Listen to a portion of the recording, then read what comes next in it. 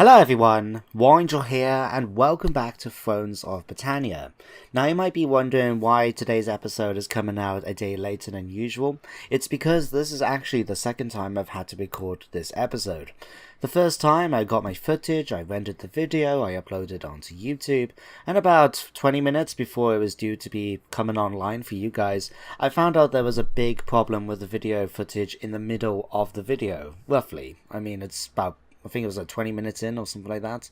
And unfortunately it meant that the video was basically unviewable right in the middle, which was annoying. So I was going to try and sort it out, but I already deleted the stock footage that I got. So I'm going to have to play through this again for you guys. But I hope you guys don't mind being a bit late. It's one of those things. But you should be seeing this sometime Tuesday morning, British time. But anyway, let's get straight into the gameplay. So I'm going to stick to basically what I did last time because it was a good plan, I felt. We do have some problems with food and that to sort out, as you can see up here, and thanks to my little notification here. But we are in the middle of getting things sorted, and there's something else I can do straight away to help with that. So we can cancel that. We've got... this place is going to be rebellions at some point. It probably will do it again. We'll see what happens. We can get a new provincial governor, and we've taken attrition at the moment because of the lack of food. So if we go to Arcaden, we need to sort out the food situation straight away because in the province itself it's -10 and we can't get any minor settlements at the moment because they belong to my ally Ognea. So what we're going to do, I'm going to just come straight here to the grain pits. It's going to lose me 100 income per turn, but it does give me a lot more food and unit replenishment, which will be pretty nice. So that's going to be done straight away. It's going to take me 4 turns. Me army in the meantime, that doesn't sound right. My army gets the opportunity then to be able to get some extra armor and weapons thanks to the forge that's in Arcaden. So I'm going to have these, I use these two and these two because I figured my general may as well have some nice shiny new armor, and so should my 2 axe units. Now unfortunately that knocks down all my income down to 87, so we haven't got much left, but we can still march ahead to Ibn-Es in order to take this minor settlement here. It's a mine, if I remember correctly. I will check in a second now. It is indeed a mine. So we get a bit of extra money coming in from trading in iron, and we get -5% upkeep cost for all my units in the province, which is quite a nice little bonus, and plus the extra industry. So this is going to be the general plan. I'm going to conquer the next forays, although it's about 2 turns away, so we'll have to do that. And then I'm going to fight in Torin Duin, which I'm actually going to fight. I'm not going to auto-resolve, I'm just going to go ahead and fight it. So before we do the end turn phase though, we're going to do 1 or 2 things. First of all, I want to put a provisional governor in here just to help with the public order, because it's a bit bad at the moment. So we pop on here, and we've got 2 real options. I mean, I could ask one of these 3 candidates, but that's an extra noble person I have to deal with, and I've already got 2 that are just sitting around doing bugger all at the moment. So my choice is either Finnbog or Ketil right here. So out of the 2, I'm going to go for Finnbog. He's got... both of them are about the same in commander and zeal, but I think Ketil, if I remember correctly, is a little bit better as a general. He is indeed. He's better as a general than he is as a governor, whereas Finnbog, he's a land lover and he's a little bit more, I would say, along those lines. Like, I suppose it's not too much thing, it just makes a difference between, you know, he's better at defense, he's better in attack, so an attack will be better for an army. So Finnbog is going to be my new governor for Amoreb. There we go. So that he's got 1 point of zeal, so hopefully the public order will start sorting itself out a little bit. Yeah, it's gone down by 1 because of the zeal. But he'll get more experience, we can start sorting out a little bit. And once we get things like the food situation sorted and the occupation goes through, we should be okay. So with everything really now said and done, there's not much else I can do. We will be able to get some technology at some point. We've got other buildings getting built in the province here of Sudreyar, so we can actually get some more food coming in 2 turns and things like that. So all in all, it should be a nice, quick and easy turn. There's nothing we can do for diplomacy, so I'm just going to end the turn straight away. Now, it does give me an opportunity, because I was talking about this at the beginning of the video, and it took a bit longer than I thought I was going to do. But I had some comments in the previous videos from two of my viewers, Yormungunda83, if I remember your name right, and long-time commenter Pakala, who gave me some ideas about what I could be doing with my campaign, and I've decided to take them on board because I really liked them.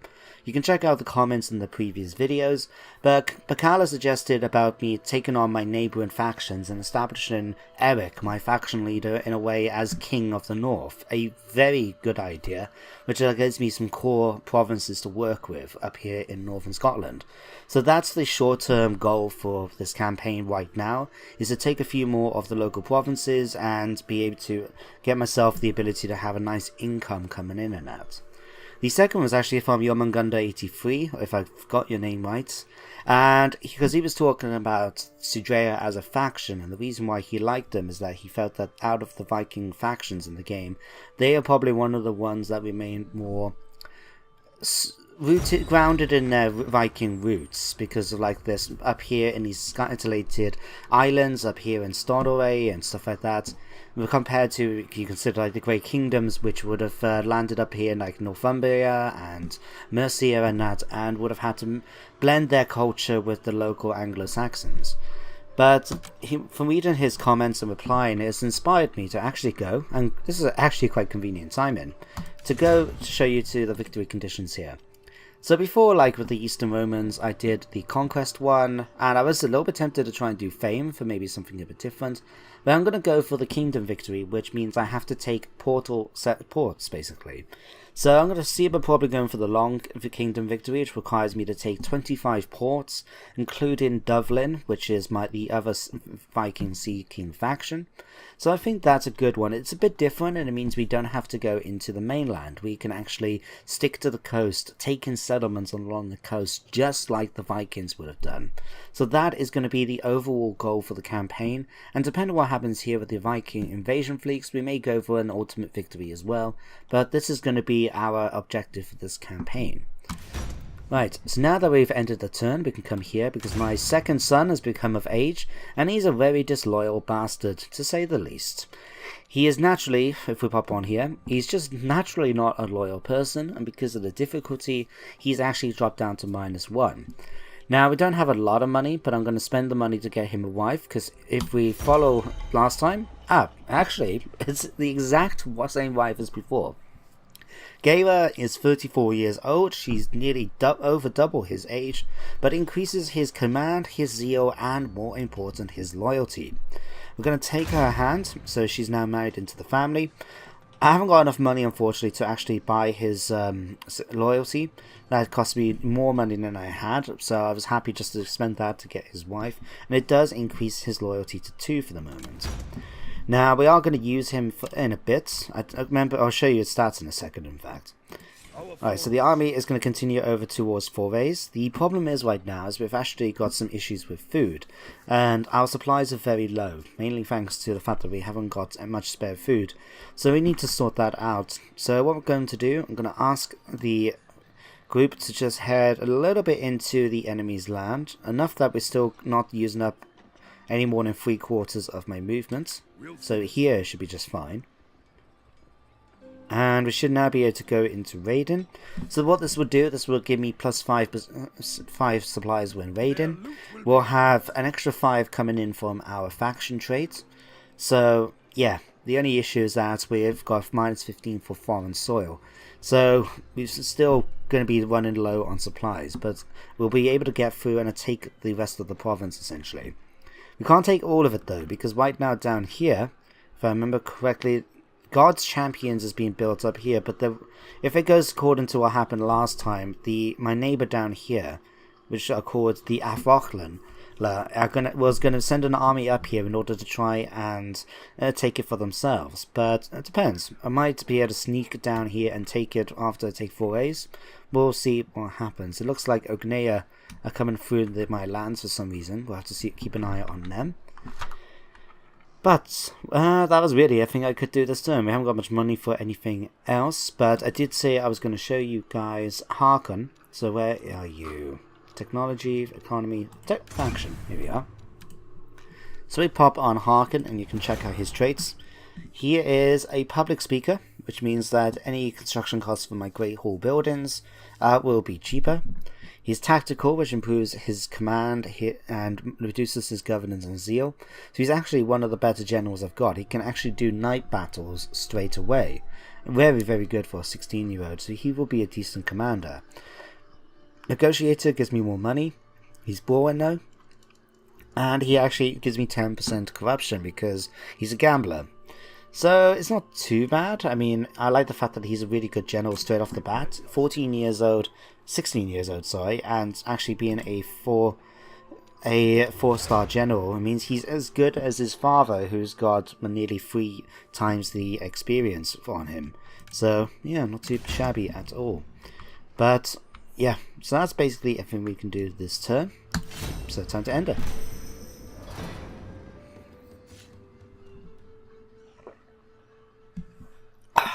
Nice cup of tea there. Right. I think actually I'm going to be getting through this video a lot more quickly than I did last time, because I don't have... Well, last time I was doing my normal thing. I was explaining through the video, I was talking about this and that, and I think I managed to get through nearly 3 turns, because I did fight the battle at the major settlement that we're heading towards, that Turin up here.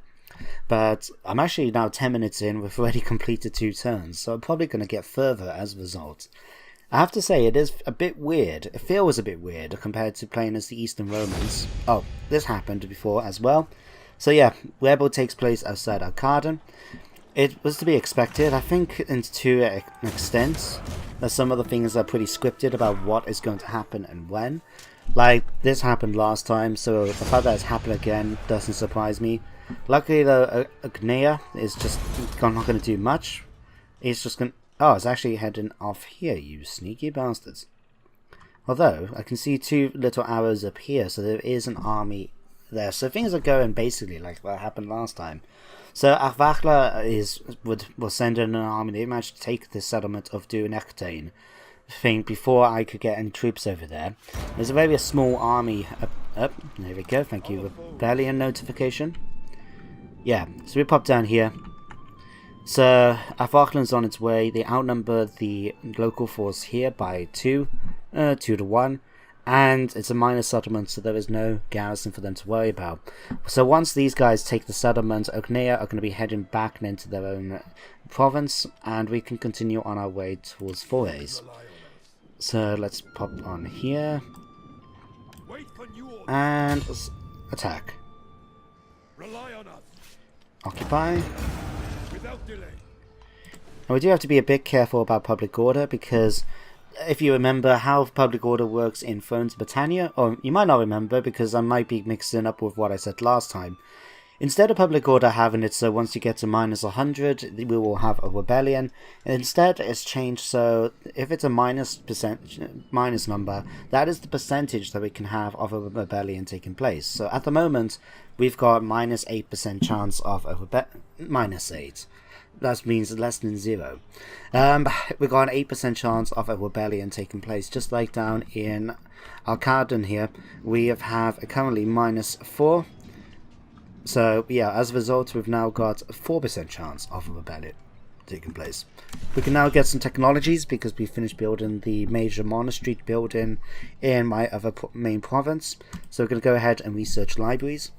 This will increase the amount of money I can get from churches and church settlements once I actually get it built. In fact, if we pop down here, we can show you. So this has been built, which now causes me more food problems because we don't have any food here right now. So we can actually get those some more stuff to get a bit cheaper. So I'm actually going to ask for another granary to be built straight off the bat. But to show you what the library does. So we get +1 happy public order, minus 100 upkeep, so it's 100 upkeep, plus 10% research rate, and gives me 10% extra income from any church sources. So not too bad. But we're going to go for a granary because extra food is never a bad thing. So yep, we're still consuming more food, which is a problem. We've got low public order, and we've got a few bonuses. So Finnbog is my character for Arcaden. So let me see. I'm going to give him a let's give him a bard, because this will increase his zeal, which increases public order, so we're gonna just give him that. And as well, we can give, who's this guy again? Gisli. This is my character who's in charge of the religious settlements down along the coast. So I'm actually going to give him a priest. Not necessarily because he needs one, because he's fairly loyal. Well, he was loyalish. It's just the fact that, you know, he's in charge of a monastery settlement. I think it makes sense that he would have a priest as part of his sort of entourage. Right, so again, that's everything I can do this turn. We haven't got any money. We've again research done. There is actually no diplomacy I can really get going right now, because I think the way the game works, we seem to be able to trade with everyone anyway. So we can't. There's no point me trying to say, yeah, because we already got trade forecasts going for here, for example. So we can't make it any better. But Gal Golden is one. Yeah. So when we were talking, actually, I'll tell you what. Let's pop on here quick. When I was talking about becoming essentially King of the North, what I thought would be a good border to do is to basically come down to here to Strathclyde, because we're going to be taking these two settlements anyway, because, well, for some reason we're on diplomatic attitude straight off the bat. We pop on here to, which one is it? Here. Basically, we are at war with these two factions, the Susurna and Fortrio. So if we go after Avachla and then Galgoden, we've got a nice border then with Strathclyde in their province here, so we'll have a full province there. And I think it would just be a nice sort of area for me to be able to march down. We can keep a close eye on Strathclyde compared to maybe the bigger areas down here we would have to keep an eye out on. And then we can decide then which settlements along the coast we're going to go after. Right, so that's another turn done.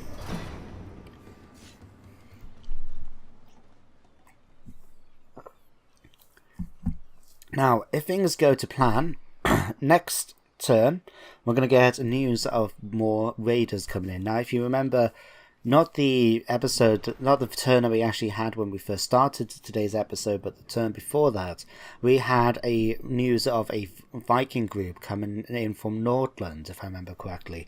It came from somewhere anyway. They were the Visin tribe. You might have seen the notification when we started up today's video. Ugh. It's been a long day. I've had 4 hours sleep. You have to bear with me if I ramble a bit. But yes, you may remember the title. It came up on the start of the video with the factions that we've encountered. So we should now have 2 new ones on their way. Now we won't have to deal with them because again they're coming in from the south of Britannia. So luckily we're dealing with all our stuff up in the north. So we're not going to have to fuss about them.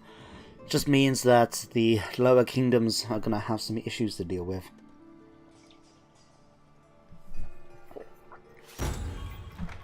There we go. So the Vidborg have now been defeated. The Brevni have been destroyed. Oh, I must have got mixed up. I could have swore there was supposed to be more some Viking factions coming. That might be next turn, in fact, because we're going to attack the major. Yeah, because we're going to attack the major settlement now. But because of how it is, we're going to have to build siege equipment.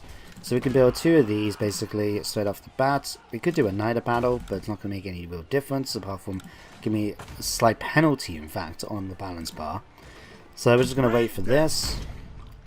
We've got a bit of money, but I'm going to try and save what we've got. We're taking some attrition in my garrisons because we don't have enough food right now. Right, but we've got 1 more turn into that's done. The other one is now being built down in the south. Here should be finished there. So for Bornese, my capital, I'm thinking about where can I build next. We could build a church, increases some income from the church settlement it seems. Can we have a look?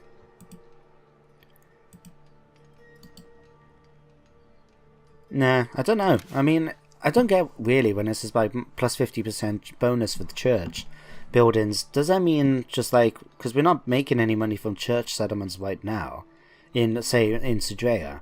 So I'm wondering if that just means that we'll basically make, if we did have a church settlement, or if we had one of them along here, for example, that we could actually make more money.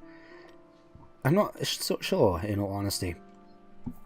Might go for a thing, basically, so we can get a minus 10% corruption. That will give us a bit more money, but we're only slightly down from doing that. So, all in all, time for another end turn phase. So quick and easy compared to Attila, I tell you. With that, I was taking, what, 15-20 minutes sometimes to go through a turn. That's not me trying to waste time or anything. That was me talking about what I was doing with the different armies. But I had like 14 armies, I think, coming up near the end, 12, 14 of them. And once you had to go through all the settlements and decide what you're spending your money on, and that, it was really taking us time. But now we've had, 4 turns, I think. This will be our 4th turn now, coming up in the 1 episode. So what's going to happen next? Well, that will, I think, is when we get the news about the other factions coming in to attack. Ognea down the south. Ognea heading back. I saw the Afokla army is coming up towards us. We'll have to keep an eye on that. Not so much because of me worried that they're going to try and take the settlement off me. I think I just don't want them trying to take any of Susurne's territories, because I want them for myself, goddammit. Okay, so Zerbi has been defeated. Here we are, Nordman. Our scouts have reported that a small raiding force from Nordman have been sent approaching Britannia from the south. So that's number 1, and number 2 is the Fingal. So small raiding forces coming from the south. So we can't see them because of the... Where are they? Yeah, we can't see them because of the fog of war, but we know that they're somewhere down in the south, and we'll have to just keep an eye in case they decide to get any funny ideas by heading up to the north. Right, so let's get started first of all. Cormac, who's this? This is my governor for my home province.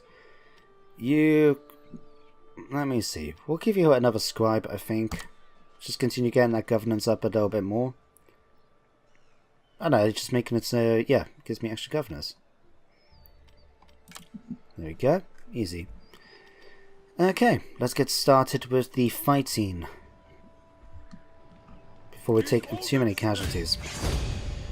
So there we go, our siege towers are built, we can go straight into the map. And when I first did this, I was really looking forward to the battle, and I was happy with the map in particular. Now, I don't know if any of you have seen the videos on the Total War YouTube channel about the settlements and how they've redesigned the maps to make them a bit more unique. But when I saw this one, I was quite impressed. Now, you can't see all that much, I think, from the central bit, but we can show you in a bit. You can tell the settlement has been built around the natural environment. So, all along the side here, we've got cliffs, basically, and stones and that, preventing people, which would have made natural defenses for a settlement that was built there. So I was just very impressed that someone had put the time and effort in to make these settlements look like something people would have chose to gone there because of things like defensive properties. And especially when you see some of them, when you're going to be fighting some of the settlements, and they're going to be like triple tier ones, so you could be at the top tier shooting down into the first tier, just like, for example, playing in some of the castle buildings in Shogun 2. I have to go back and play Shogun 2 at some point. Been following Barbarian Masters from officially Devon. It's got me in the mood. It might be my next Total War series to go back and play For the Samurai or Rise of the Samurai or something like that for Shogun once I've finished Medieval 2. I don't know. We'll see what happens. But for now, let's start the battle. So it's a very light garrison, nice and easy. We'll be able to take them out straight away. It's a nice dry day.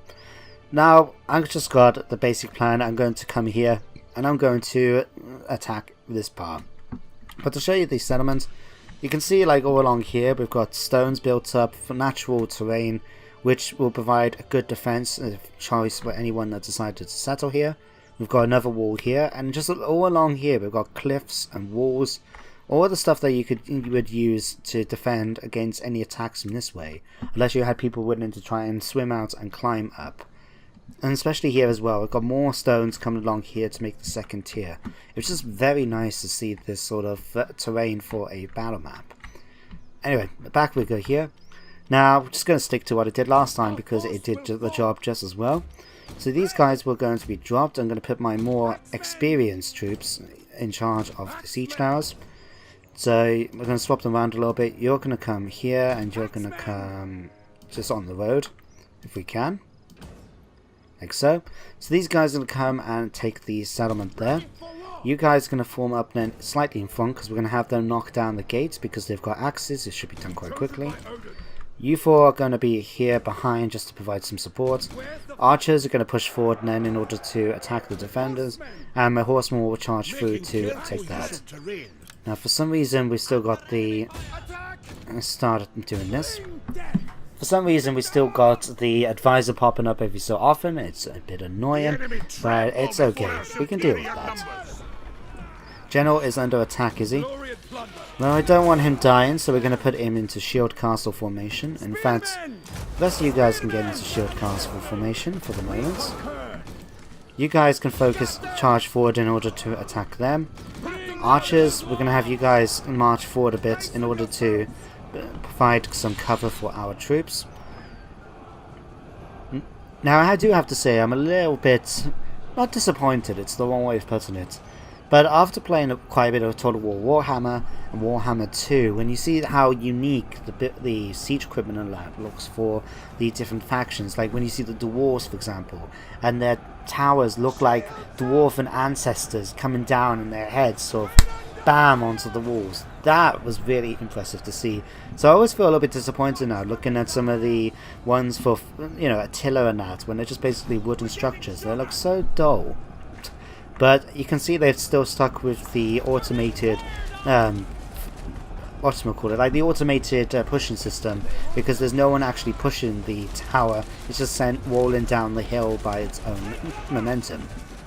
But these guys are going to land up here. You can see that the enemy has got most of their people here, including these Catalan Levy. I think these are probably the better troops they have.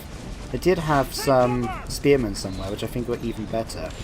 But we'll just have to be careful about them. My spearmen, my axemen are fighting their way through here. These guys will get ready eventually to charge forward. In fact, we're going to start having them move forward just a bit. You can come out of shield gate now and start moving forward, just so we can push through in order to attack the center. Axemen are already coming off the towers. You guys can charge into these spearmen. These guys are about to come in and we're going to encounter these Levy spearmen. Nice easy targets for us to take advantage of. Axemen, you should be nearly done. You're at 61% and counting. It's the handy thing about us relying on Axemen, they actually get through gates pretty quickly. We are taking a bit of damage, but it's to be expected as long as there's not too much in the way of friendly fire. Now the only issue is that we've got these watchtowers attacking us, which is why we've actually got a unit retreating right now because of them coming in. It's to be expected. I think they actually lasted a bit longer when I first did this battle, but there we go. You guys can come in now and attack this unit from the rear. You guys can come over here and attack. Archers, let's see, you guys can come in to attack these. Swordsmen, come in here and attack them. You guys can come in and attack here, and General, you can come over here and attack. Eastern Axemen, you can come in here and attack the archers. We already got one unit retreating now of spearmen. That's great. Unfortunately, that other axe unit has gone. I don't think they've probably routed it off the map at this point. That's a bit unfortunate. Okay, archers, you can stop firing now because you're going to be causing friendly fire otherwise. Okay, we've got spearmen here, so my cavalry are going to pull back because at the moment we're taking one or two casualties and I don't particularly want that. The rest of my troops are going to fight their way through. We should be able to do this fairly easy. Axemen, you're actually doing there. Okay, coming over there and take them. Should get a nice charge into the rear of the spear units. Alright, we are winning decisively. I think we've managed to break through at this point. We've only got this unit here. You guys, in fact. Spearmen charge into the rear here of this unit of Levy. We just want them to stop wavering and retreating basically. There we go, they're starting to waver. Shouldn't be too long until they retreat. Right, now if I remember correctly, we're still going to have one more unit to face here in the center courtyard. So we're going to have them, 3 of my troops march towards there to try and take them out. Now, the only issue is that we do have watchtowers all along the side here, which are going to be shooting at my troops. It's something I could deal with by trying to send some of my other infantry over there to fight them, but we're not going to do that.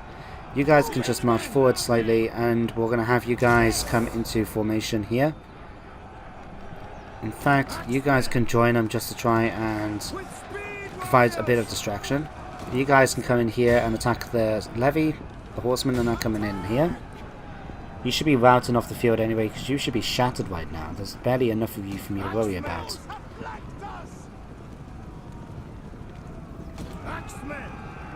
Okay, you guys can have over here. Just putting them into shield castle now, so we don't take that much friendly fire.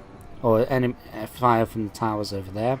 Not that we have that fussed, but better take them now and not have to worry about it. Okay. Horsemen don't have to worry because they've just managed to defeat the enemy. Okay, you guys can form up over here. Now we're going to take a little bit of shots from the towers here. There's nothing for me to really worry about. Because, well, we're going to just avoid them completely and go this way. We're going to get shot at whichever direction we took. If we head this way, we've got the two towers there. If we go this way, we've got the tower here. So, either way, we're going to get shot by someone. Just rather have one tower rather than two. Alright. General's over here. It's actually a good point for me to be able to bring up one of the mods I downloaded. I've only got two, and they're just graphical ones. If you look at my Hearthguard here, for example, and I'm going to slow down time so we can show you. At the moment, they're running through, they've got their shields down, relaxed by their side, but they'll put them up if you go over to, say, these units. They've got the shields up because they're getting shot at by enemy arrows. It's a mod that's been put in because at the moment, if in the vanilla gameplay, they will actually just keep running with their shields constantly at ready, which I think is quite tiring and quite unrealistic. So that's a little mod I've downloaded, and the second one is just a patch in a way that made it so we don't have to worry about when it comes to using longbowmen. Apparently there's a glitch that's come in from the original Tiller footage game, which made it so if you actually tried to when you were shooting them, you noticed the bowstring was basically teleporting into position before they attacked, and I didn't like that, so I made it so I can actually have it so they actually shoot using the apparently the person that made the mod used the animations from Rome 2. So there we go, these guys are coming in. It's spearmen against spearmen, so it's not too big a deal. My troops are gonna be flanked now by the Hearthguard, Eric and his own bodyguard. So we are getting shot at though by another tower. It's a little bit annoying, but it's nothing we can't deal with. We just really need them to break at this point. Thanks to our charge into the rear here, we should be able to get a nice, quick, easy one. We can zoom in and see some of the battle. I'm hoping to see some kill animations rather than just watching them dying from heart attacks or being poked by a sharp stick. There we go. Nice and easy. Decisive victory. There's no point continuing it because it is a siege assault, so anyone that we didn't kill in the battle will die anyway. But we took 195 casualties. That's a bit more than I took last time. I have to say, I managed to do it before. I think it was like 140 something. So I did lose a few more men. It was mainly thanks to this axe unit. I think before that it got quite lucky. The two axe units I sent were able to hold the enemy infantry until the two other axe units that I had broken down the gates came around behind them and broke them quite easily. With that then, the other units like the archers and that were quite easy targets for me. Oh well, we nevertheless managed to take it. We did lose that axe unit, but we can just replenish it next turn. So we'll take that, we're going to occupy it. And we've now defeated Fort Trio. We've now increased our tributes. I'm going to have to look to see how to actually do this, because if we have not already done so, now may be the time to consider bringing in tribute from further afield. Your longships are capable of subjugating distant lands and extracting tribute from them. So I don't know what that exactly means. If you guys happen to know, feel free to let me know in the comments. So we'll pop on here. Now we need a governor for our rep, and I'm thinking I would like to use Harkin. I think, but instead I'm going to use Catil. I don't know, I think he'll be fine. He's a pretty loyal chap, and Harkin is a better general than he is basically. So we're going to have him take over just for the moment at Armor rep. So that's that done. We can see now Just need to spend a little bit of cash to repair the buildings, nothing really to worry about. At Vakla, we will be taking the settlement from them once we've declared war, but we're in no rush to do it right now. Harkin, you're still causing me trouble, aren't you? It's going to cost a fair bit, but we're going to order this. We can pay the bribe. Let me see. Loyalty comes from many places, from the mind, the heart, and from the pocket. This person demands more money to ensure his dedication. What say you? So we can give him extra money, which we don't have, in order to get the suborned traits. Don't know what that means. Or we can bribe him with words, which gives him +2 loyalty, but it means Eric goes down with 1 influence. But since he's got 9 right now, that's pretty good. So he's now quite loyal now at 3. It's okay.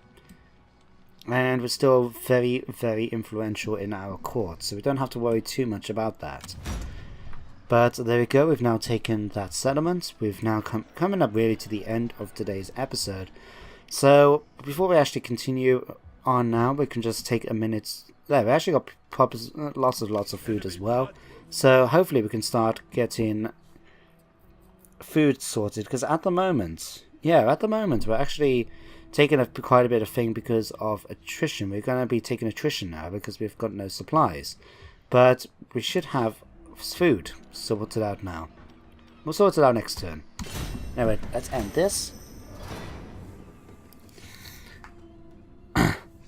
Well, the other video took 45 minutes, to be fair. So we've managed to get that done with 10 minutes spare, just because of how quickly I went through the turns. So I can't complain. Keeps things on track. It means that we actually finished roughly on time for myself. And it means I can actually go now, and straight after this, I'm going to relax because I have to wait for the video to render, so I can't do any more videos. Fortunately, it means I can't work on my current video that I'm doing a bit on, but it means I can actually start God of War. I finally managed to get my copy of it after seeing all the brilliant reviews that people have given it, and so I finally broke down and got myself a copy, so I've got that to play later. Was tempted about doing a let's play for it, but at the same time, it's, I don't know, I think loads and loads of people are doing it, but it is a game I would like to do for the channel. It's maybe because, I mean, from what I've been told, it's a fantastic story, and that to me is an important aspect for any series I really want to try and do on the channel, is if it's got a good story to it. There's no point, saying that, it's weird though, because I do play a lot of Total War games, which don't have a story in them, but it's the mechanics which I enjoy. But the story sells many games for me, especially if it's single player. Because I don't do a lot of multiplayer, we have to do what we can, and I prefer then to use... Oh, what's this? Sounders of the Gallahorn lost 53 men.